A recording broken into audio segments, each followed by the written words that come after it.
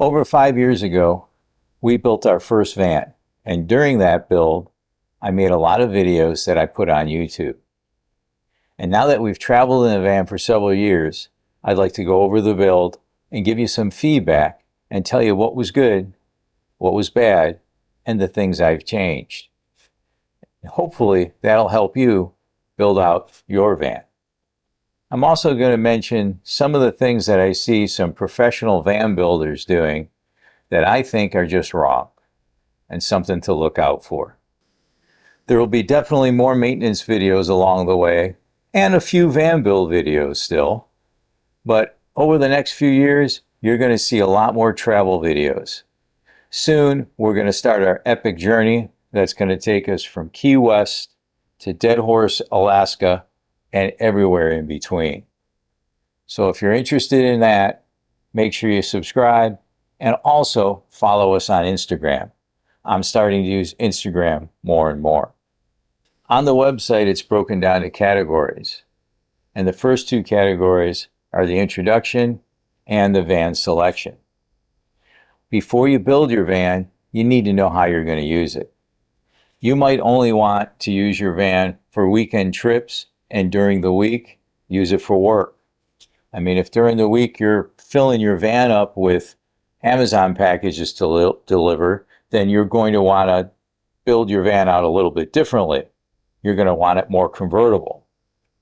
Or you might do what I wanted, and that is build a van for full-time use, for full-time living, all of the seasons. So even though I was building the van and would only be able to travel in it 2 months out of the year, I knew eventually, like right now, we would want to be able to travel full-time. Now, I wanted to be self-sufficient, and I didn't want to need to ever go to a campground. And that was really important to me. So before you're looking at a van, imagine in your mind how you're going to use it. Then the next thing, you got to decide which van you're going to build out. And there are basically 3 vans that are most often built out by people. And that's the Mercedes Sprinter, the Ford Transit, and the Ram ProMaster. Now, most of my van build videos will work for every type of van. It doesn't matter if you have a Sprinter, Transit, or ProMaster. The build elements are basically the same. But each van is different, and all of them have positives and negatives. So let's quickly talk about each one. The first one, the Mercedes Sprinter. The Mercedes Sprinter is an excellent vehicle with a great track record. It comes in several lengths, the longest one being the 179 wheelbase that's fully extended, and it's over 24 feet long. It's big. Lots of room inside. But since it's over 20 feet, it really doesn't fit in a standard parking space. So that's a problem. And because it's so large, it has a very wide turning radius. Everything's a trade-off. When you go inside one of these vans, it's amazing how much room they have. But it might be a challenge when parking. The Sprinter also comes in a 144 wheelbase that's about 19 and a half feet long, and it does fit in a standard parking space. And there are many length options with the Sprinter. The Sprinter comes with a turbocharged diesel engine.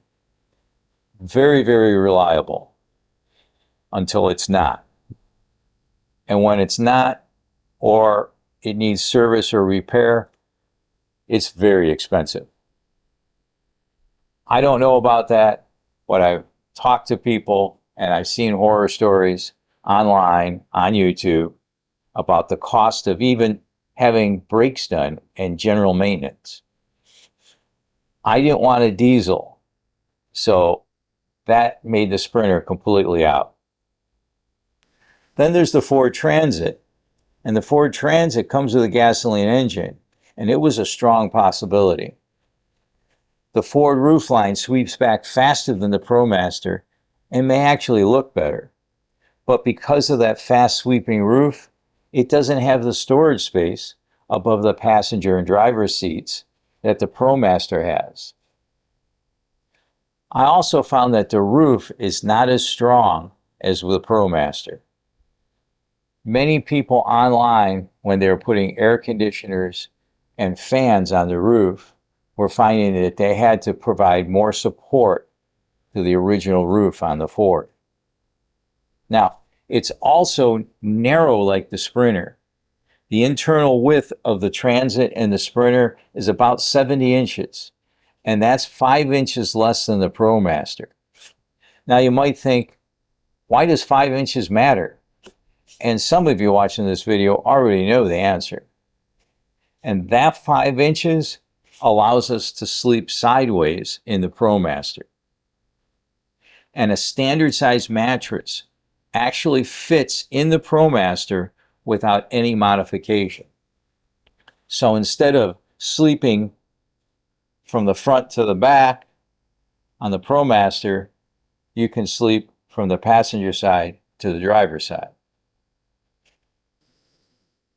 Another benefit is the ProMaster has a very tight turning radius, and I found that it was very easy to drive. I love the storage area above the driver and passenger seats, and the internal frame structure really makes it easy to run wires all the way from the front to the back of the van. The ProMaster is a little more square and boxy, and that makes it easier to build out. And it's front-wheel drive with a very common Pentastar engine. Now, that's the good news. There's some bad news too. All of these vans have their weaknesses. And with the Ram ProMaster, it's the transmission. But if you take care of it, it will last more than 100,000 miles before needing work. We have not had any problems with our transmission. We're still under 100,000 miles. Now, if I were to select a van today to build out, I would build out a 2023 ProMaster or newer. 2023, 24, 25, 26. And the reason is they have the new 9-speed transmission that has proved to be much more reliable than the older transmission, and I haven't heard any problems so far. No matter which van you select, after you decided on a model, that's when the fun starts. That's when you get to design the interior layout. Now, I recommend finding the dimensions of the interior and taping that out on your garage floor. And where I am right now, it's still taped out on the garage floor. I never removed it. It's pretty beat up, but it's still there. Now, if you decide on a ProMaster, I have a very detailed video that shows all the internal dimensions and shows me with a tape measure measuring them and telling you the dimensions inside the van, even underneath the van for water tanks and gray tanks, and on the roof. So it will be a very helpful video if you selected the ProMaster. And once you have this information, it's time to start designing. Now, I created a cardboard walkthrough. I actually, right in this garage, built a frame out of 2x4s and scrap wood I had, and used cardboard and basically built out the entire interior of the van. Now, it wasn't pretty, and you can see it in one of these videos of mine that I'll put up here and put a link in the description. But even though it wasn't pretty, that cardboard walkthrough is better than any 3D or CAD design that you could make on your computer. I know, I taught 3D and CAD design years ago. The great thing about the walkthrough in cardboard is you can make sure everything fits. By doing so, we actually stood in the shower stall, and believe it or not, my wife said it could be smaller. So we actually reduced the size of the shower stall and increased the size. Love bugs, Florida love bugs, flying in my garage. Come on, get out of there. So we actually reduced the size of our shower and increase the size of our walkway because of that walkthrough. The walkthrough also made it really easy for me to ensure that our Instapot would fit in the drawer. I had to make that drawer high enough so that the Instapot would fit in. We knew we were carrying that with us. I made sure that the seats we would sit at for dinner, that one of them was big enough that the water heater would fit under the seat and all the water tanks will fit. So I really recommend that you make a cardboard mock-up of your design. It'll make life a lot easier. Then as you build the van, don't get it fully completed before you go on a journey. We went on an 18-day trip, a prototype adventure, which we have a video of that also. And in that video, you will see that inside, the walls aren't even up. Things are just roughly framed out. And on that 18-day journey, we made changes. And then when we came back, we finished up the van. And it doesn't matter how thorough you are. If you talk to other people who are traveling in their van, they'll tell you that every time they go on a journey, when they get back, they have a little list of things they want to adjust and change. And that list gets smaller and smaller over the years, but there's always going to be something. But the key here is, since you built it, you know how to fix it. Another thing is, if you go and buy a pre-made van, bring everything with you. Your appliances, everything that you expect to put in that van, put it in your car, wherever that van is, bring it with you and make sure it fits. You see, the beautiful thing about building your own van is you can make the van fit you. You don't have to adapt yourself to fit the van. There are some people who will say, oh, I tried van life, and then they quit. And they're like, I don't like it. Well, one of the reasons might have been that they were trying to have their life adjust to the van. There's going to be some adjustment. But if you build the van yourself, you can build it out for the things that you need. I mean, some people don't have a shower in their van, but I knew from my wife and myself that that shower was extremely important. So important that I actually built the shower in this garage and took showers before we ever even bought the van. So everybody's needs are different, and that's what's great about building the van yourself.